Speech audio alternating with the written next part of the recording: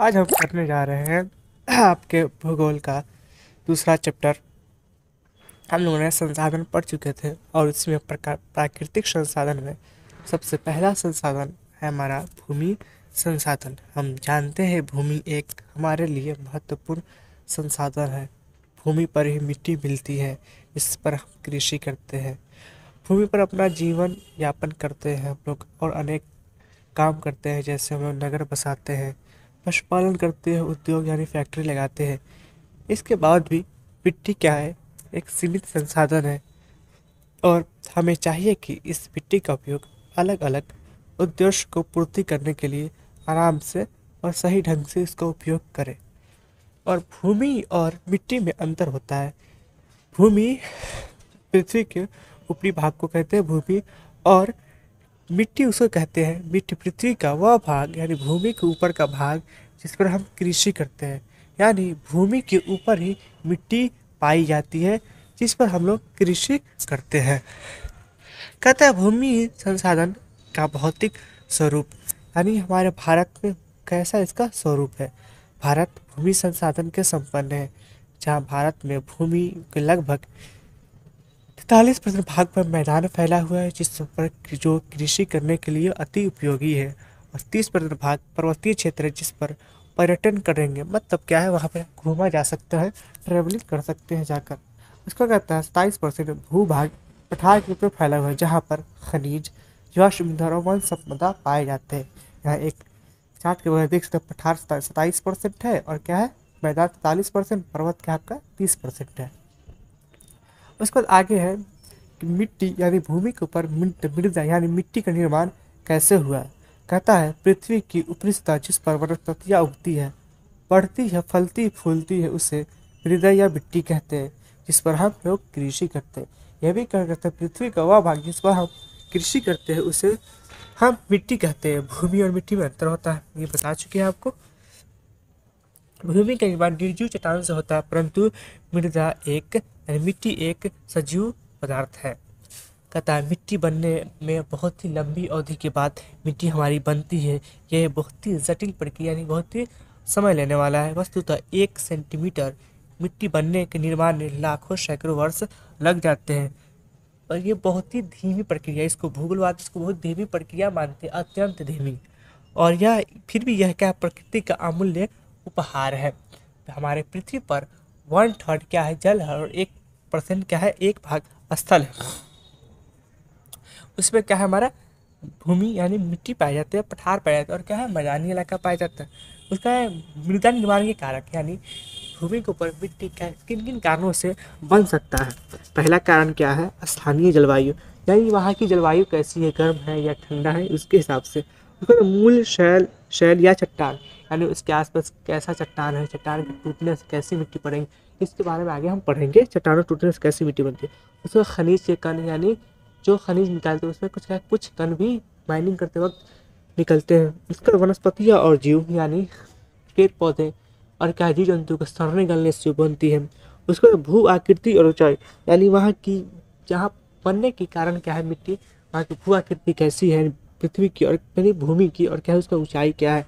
उसको इसमें समय यानी इसमें समय बहुत ही ज़्यादा लगता है आपका। उसके बाद कहता है तापमान परिवर्तन, प्रवाही जल की क्रिया, पवन, हिमनद यानी क्या है पर्वत, पहाड़, बर्फ के और अपघटन की अन्य क्रिया ऐसे तत्व है जो मृदा निर्माण के सहयोग करती है। मृदा निर्माण एक रासायनिक प्रक्रिया है और क्या है यह महत्वपूर्ण योगदान है। मृदा निर्माण के लिए जैव और अजैव दोनों प्रकार के पदार्थ की भाग लेते हैं, और हवा पानी की उपस्थिति में ऑक्सीजन और कार्बन डाइऑक्साइड चट्टान से मिलते हैं और क्रिया करके जब वर्षा होती है तो अम्ल वर्षा से टूटकर कणों में बदल जाते हैं, यानी मुलायम होकर अम्ल वर्षा की वजह से मुलायम होकर चट्टान क्या छोटे छोटे भागों में टूट जाते हैं और क्या इससे मिट्टी निर्माण होने लगता है। अब आगे भारत में मिट्टियाँ पाई जाती है। ये यहाँ से पोर्शन है, आप अगर 10वां क्लास में है तो आप लोग 10वां क्लास के लिए मैं पढ़ा रहा हूँ और इसमें चाहे तो 12th क्लास के बच्चों के लिए भी ये क्या है कारगर हो सकता है। भारत में यानी आपके 10वां क्लास में दिया हुआ है 6 प्रकार मिट्टी के, ऐसे आपके 12th की बुक में आपको क्या है 8 प्रकार हो जाती है इसकी। मैंने 8 प्रकार का वर्णन इसमें किया है और आपको इसको देखेंगे। जो 10वां क्लास के बच्चे हैं वो इसमें जो हाईलाइट किया हुआ पोर्शन है उसी को नंबर 1 2 3 4 5 नंबर है ना जो हाईलाइट किए गए हैं उसी को आप लोग उतारेंगे, और जो 10वां क्लास में वही उतारेंगे, और जो 12th क्लास के बच्चे वो पूरा इसमें का क्वेश्चन उतारेंगे।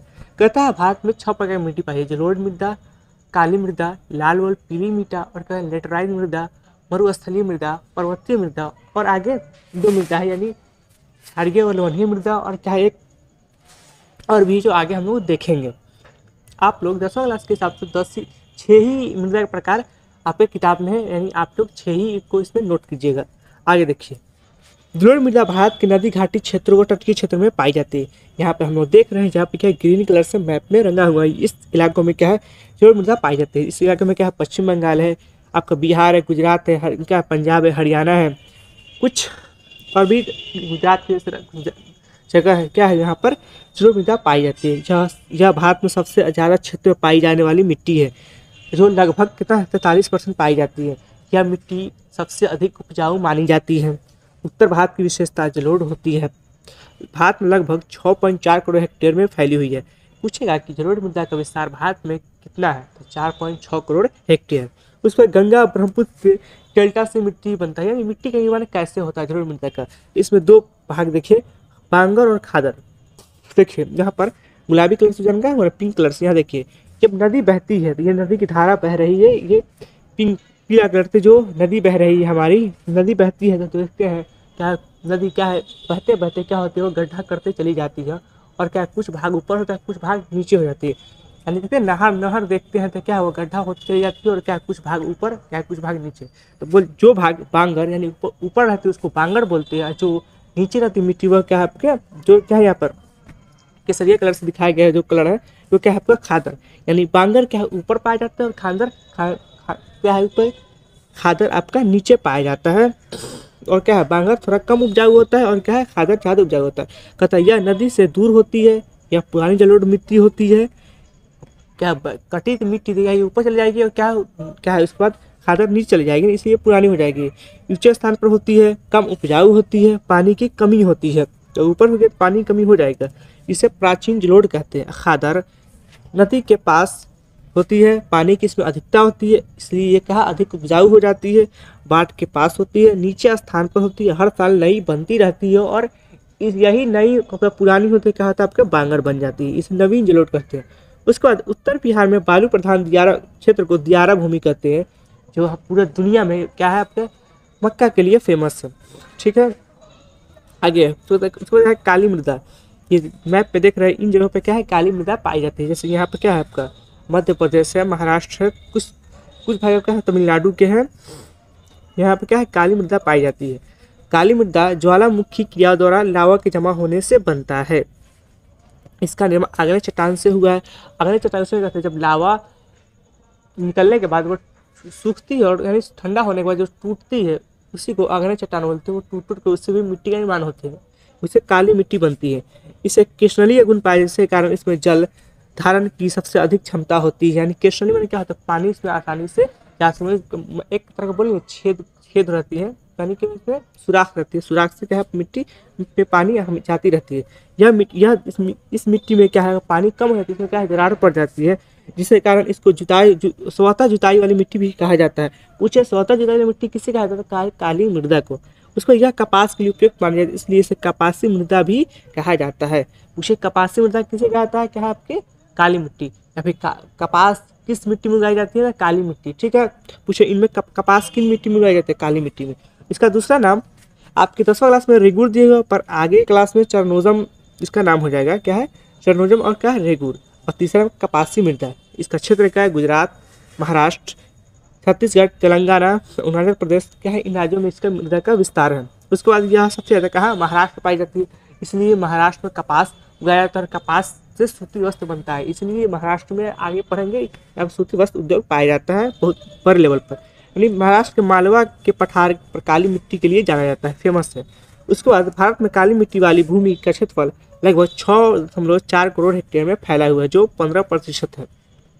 ठीक है, यह भी पूछा कितना है 6.4, जलोढ़ भी 6.4 है, यह भी 6.4 करोड़ हेक्टेयर में फैला हुआ है। काली मिट्टी का काला रंग मैग्नेटाइट टिटेनस के कारण होता है। पूछे काला रंग किस कैसे होता है काली मिट्टी का, क्या है मैग्नेटाइट और क्या टिटेन है फेनस। मैग्नेटाइट क्या है आपका ये पर लोहे का एक अयस्क है। आगे पढ़ेंगे लोहे अयस्क के बारे में खनिज संसाधन में। इसको कहते हैं लाल व पीली मृदा। यहाँ मैप पे देख सकते हैं ये मृदा कहाँ कहाँ पाई जाती है। लाल व पीली मृदा कम वर्षा वाले क्षेत्र में पाई जाती है। यह अनुपजाऊ मिट्टी है। यह सबसे ज़्यादा तमिलनाडु में पाई जाती है। इस मिट्टी का रंग लाल इसलिए होता है क्योंकि आयरन ऑक्साइड के कारण का लाल रंग होता है। इसका विस्तार भारत में कुल कृषि भूमि के 7.2 करोड़ हेक्टेयर भूमि पर फैला हुआ है। उसके बाद यह भारत के 18% क्षेत्रफल पर पाई जाती है। यह सेकेंड लार्जेस्ट मिट्टी है। इसका निर्माण आग्नेय चट्टान इसका भी निर्माण क्या है, आग्नेय चट्टान से हुआ है। क्या लावा के वहीं वहीं कण से टूटने से हुआ है। ये क्षेत्र है आपका देख तमिलनाडु के बहुत सारे क्षेत्र है। इधर के पूर्वी जो क्षेत्र है भारत उधर है, और बीच में जो क्षेत्र पाए जाते हैं इसमें भी पाया जाएगा।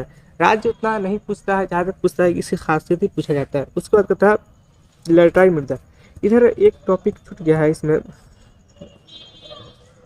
इसकी विशेषता पूछता है। कब इसका बोलता है विशेषता पूछे इसका लोड मृदा। इसमें क्या है फॉस्फोरस पोटास की तुलना की प्रधानता रहती है, इसलिए क्या है अत्यधिक उपजाऊ मिट्टी होती है। इसलिए इसमें अनेक प्रकार की कृषि हम लोग कर सकते हैं। उसके बाद आपको पढ़ना है लेटराइट मृदा। यानी लेटराइट शब्द की उत्पत्ति ग्रीक शब्द भाषा के लेटर शब्द हुआ जिसका अर्थ होता है ईट। तो पूछे इनमें किसका अर्थ ईट होता है, क्या लेटराइट मृदा का। आगे यह मिट्टी कहाँ होती है जहाँ पर वर्षा अत्यधिक हो जाती है, जहाँ पर 200 सेंटीमीटर से उससे ज़्यादा वर्षा होती है या फिर 2 सेंटीमीटर वर्षा होती है, वहाँ पर ये मृदा पाई जाती है। यानी क्या है ये देख रहे हैं ये बहुत ही कम मृदा पाई जाती है भारत में। ये देख रही है क्या नदी के समुद्री तटीय के आसपास ही ये मृदा पाई जाती है। उसके बाद यह एक कम उपजाऊ मिट्टी है क्योंकि वर्षा ज़्यादा होने की वजह से पोषक तत्व भारी कर नीचे बैठ जाते हैं। और क्या है यहाँ पे टेम्परेचर भी बहुत हाई हो जाता है। इससे क्या होता है ह्यूमस जो होता है वो क्या है इसमें 9 के बराबर बचता है, और ह्यूमस हमारे पौधा ग्रो होने के लिए बहुत अत्यधिक आवश्यक है। उसके बाद इस मिट्टी का निर्माण यूज हम लोग करते हैं क्या है घर निर्माण में करते हैं इस मिट्टी का उपयोग। यह भारत की फोर्थ लार्जेस्ट मिट्टी है। यह वेस्टर्न घाट ईस्टर्न घाट और क्या है और गारो खासी व जनजातीय वाले क्षेत्र में पाई जाती है। ठीक है, इस मिट्टी में सिलिका की मात्रा अधिक होती है और इसमें चाय व कहवा और काजू की खेती की जाती है। पूछेगा कि इस लेटराइट मृदा में क्या की खेती कर सकते हैं, चाय और कहवा यानी कॉफ़ी और क्या काजू की। जैसे आंध्र प्रदेश काजू के लिए बहुत फेमस है, क्वेश्चन में ज़्यादातर यही पूछता है। इसको इस मृदा का विस्तार 1.3 करोड़ हेक्टेयर मतलब 3.7% पर है। उसको तो मरुस्थलीय मृदा। चलिए यहाँ देख रहे हैं जब धूप जानते हैं यहाँ पे बनाया हुआ फिगर देखिए, यहाँ पे धूप जब पृथ्वी पर यानी भूमि पर पड़ती है उसके ऊपर एक क्या है गर्म होते हैं। जहाँ पर बहुत ज़्यादा धूप पड़ती है वहाँ की ये बात बता रहे हैं। जहाँ पर धूप पड़ती है उस पर क्या होता है उसके ऊपर के पानी कण क्या है वाष्प होने लगते हैं, और क्या है नीचे से फिर कण पानी के वापस आते हैं, फिर वो भी वाष्प हो जाते हैं। और ऐसा इस क्रिया बार बार होने के कारण क्या नीचे जो कैल्शियम कार्बोनेट पाए जाते हैं यानी कैल्शियम जो पाए जाते हैं वो क्या है ऊपर चला जाते हैं। जैसे देखते हैं जब हम कल को हलाया जाता है तो उसमें क्या है जब एक समय ऐसा आता है उसमें देखते हैं हम लोग कि थोड़ा हार्ड प्रकार का पदार्थ आने लगता है, तो कैल्शियम की ही कुछ भाग होते हैं। उसको यह राजस्थान व हरियाणा में ज़्यादा पाई जाती है। पूछे क्वेश्चन यह बनता है कि सबसे अधिक यानी पूछे इनमें मरुस्थलीय मृदा का विस्तार कहाँ है, था राजस्थान में। ये बहुत ही फेमस क्वेश्चन ये बार बार पूछता है आपका। देख लीजिए राजस्थान और गुजरात में इसमें कैल्शियम की मात्रा बहुत अत्यधिक होती है, इसलिए मृदा क्या है क्षारीय मृदा हो जाएगी। उसको यह मिट्टी मोटे अनाज के लिए फेमस है, जैसे ज्वार बाजरा आदि के उत्पादन में के लिए आता है, इसलिए मोटे अनाज के उत्पादन में राजस्थान प्रथम स्थान पर आता है। ठीक है, आगे पर्वतीय मृदा यह हिमालय के साथ साथ पाई जाती है। जैसे देख रहे हैं जम्मू कश्मीर लद्दाख हिमाचल प्रदेश उत्तराखंड और क्या अरुणाचल प्रदेश, यानी जैसे क्या हिमालय के पर्वत है इसी के आसपास ये पर्वतीय मृदा पाई जाती है। इसमें ह्यूमस प्रचुर मात्रा में होती है। ह्यूमस होने के कारण ये है कि यहाँ पर जो पेड़ पौधे पाए जाते हैं उससे पत्ते गिर गए और कुछ फल गिर गए, वो सर्रे गलने से ह्यूमस बनते हैं। और ह्यूमस क्या है बहुत ही ज़रूरी होता है पेड़ पौधों को ग्रो होने में के लिए। यह एक अम्लीय प्रकार की मिट्टी पाई जाती है जिसमें हम लोग सेब नाशपाती व चाय के उत्पादन हम लोग करते हैं। ठीक है, उसके बाद लवणीय अथवा क्षारीय मृदा ये 10वीं क्लास के किताब में नहीं है, ये क्या है 12th वाले के लिए है। आगे इसमें लवणीय अथवा क्षारीय मृदा हरित क्रांति के समय सिंचाई के कारण जब लवण मिट्टी पर बिछ गया तब लवणीय अथवा क्षारीय मृदा का निर्माण हुआ। मतलब जब भारत में हरित क्रांति आई तब क्या है, पंजाब और हरियाणा के इलाकों में ये मिट्टी का निर्माण हुआ। ठीक, इसमें क्या है, हरित क्रांति के पचास पचास क्या हुआ था कि हाइब्रिड भी उपयोग किए गए थे और क्या सिंचाई के लिए अनेक अनेक नए नए तंत्र का प्रयोग किया गया था। इसमें क्या है, और बहुत ही सारे खाद यूज किए गए थे। इसमें क्षेत्र है पंजाब, हरियाणा और उत्तरी पूर्वी उत्तर प्रदेश। इसमें लवण रोधी फसल होती है जैसे गन्ना व बरसीम। उसका पीट व दलदलीय मृदा, केरला तमिलनाडु के अधिक वर्षा वाले क्षेत्र में यह मिट्टी पाई जाती है। और यहाँ क्या है, दलदली मिट्टी होने के कारण क्या है, यहाँ धूप पर्याप्त मात्रा में नहीं पड़ती है। इसका निर्माण मिट्टी में वनस्पतियों के सड़ने गलने से हुआ है, इसलिए इसमें ह्यूमस की मात्रा सबसे अधिक पाई जाती है, लगभग 45 से 50%। ठीक है, उसके बाद भूमि उपयोग का बदलता स्वरूप, यानी भूमि का उपयोग कैसे कैसे हम लोग कर रहे हैं, ये 10वां वाले के लिए बुक के लिए कहता है। भूमि जो है उस पर कुछ जगह पर वन का विस्तार होगा। उसके बाद कुछ भूमि ऐसे होंगे जहाँ पर कृषि अयोग्य बंजर भूमि, जहाँ पर कृषि करने के काबिल नहीं होगा। उसके बाद गैर कृषि में उपयोग होने वाली भूमि जैसे इमारत, सड़क, उद्योग आदि क्या है, ये गैर कृषि में उद्योग में लगे हुए हैं। उसको अस्थायी चारागाह, गोचर भूमि, जहाँ कुछ जगह ऐसे भी होते हैं जहाँ पर अस्थायी चारागाह यानी क्या बोलते हैं, पशुओं को चरने के लिए जगह बना दिया जाता है। तो उसके बाद बाग बगीचे व उपवन में प्रयुक्त भूमि, यानी हमारे घर के आसपास जो बाग बगीचे पार्क वगैरह बनाया गया उस पर जो भूमि प्रयुक्त की गई है। उसके बाद कृषि अयोग्य बंजर भूमि जिसका उपयोग 5 वर्षों से नहीं हुआ है। ठीक, उसके बाद वर्तमान प्रतिभूमि, यानी इसके अलावा प्रतिभूमि जहाँ 5 वर्ष से खेती नहीं हुई है। ठीक, यानी शुद्ध बोई गई हुई है, यानी शुद्ध बोई जहाँ पे कृषि साल में 2 बार 3 बार कृषि की जाती है, यानी कुछ भूमि ऐसे भी पाए जाते हैं। इसमें कुछ पॉइंट ये है कि भारत में पंजाब और हरियाणा में 80% भाग पर कृषि की जाती है। ठीक है, भारत के पंजाब और हरियाणा में 80% भाग पर कृषि की जाती है, और सबसे कम क्या अंडमान निकोबार जगह पे क्या है, वहाँ 10% भाग पर ही कृषि की जाती है। किसी भी उसके बाद एक रूल बनाया गया है, किसी भी देश में पर्यावरण को बनाए रखने के लिए उसके क्षेत्रफल पर 33% भाग पर भूभाग पर वन का विस्तार वांछित होना चाहिए। लेकिन भारत में एक रिपोर्ट के अनुसार भारत में 20% भाग पर ही वन पाया जाता है। वन का विनाश होने के कारण क्या, हम लोग कृषि करने के लिए, हम लोग भारत एक कृषि प्रधान देश हम लोग जानते हैं, कृषि करने के लिए हम लोग क्या करते हैं, वन को काट देते हैं। उसके बाद आगे आगे क्वेश्चन था भूक्षरण व भू संरक्षण। भूक्षरण किसे कहते हैं, यानी मृदा का यानी मिट्टी के अपने स्थान से अनेक क्रियाओं द्वारा अलग होना भूक्षरण कहलाता है। यानी बहुत अनेक कारण हो सकते हैं भूक्षरण होने के, जैसे मिट्टी का क्या है, समुद्र नदियों से कट जाना, और भी अनेक कारण, जलवायु पर भी डिपेंड कर सकती है। उसका संरक्षण, हम मृदा का संरक्षण के बारे में आप चाहे तो लिख सकते हैं। मृदा संरक्षण जानते हैं, मृदा हमारे लिए बहुत ही अत्यंत उपयोगी, जो ऊपर हमने समझाया है ना उसी को भू संरक्षण के तौर पर लिख सकते हैं आप लोग। ये बहुत ही ज़रूरी है हमारे लिए भू संरक्षण करना। इसके बाद कहता है खनन के कारण, इसमें कुछ पॉइंट है। खनन के कारण झारखंड, छत्तीसगढ़ जैसे राज्यों में भूमि का निम्नीकरण हुआ है। ठीक है, उसके बाद उड़ीसा में वनोन्मूलन के कारण क्या हुआ आपका निम्नीकरण हुआ है। उसके बाद गुजरात, राजस्थान, एमपी और महाराष्ट्र में अति पशुचारण।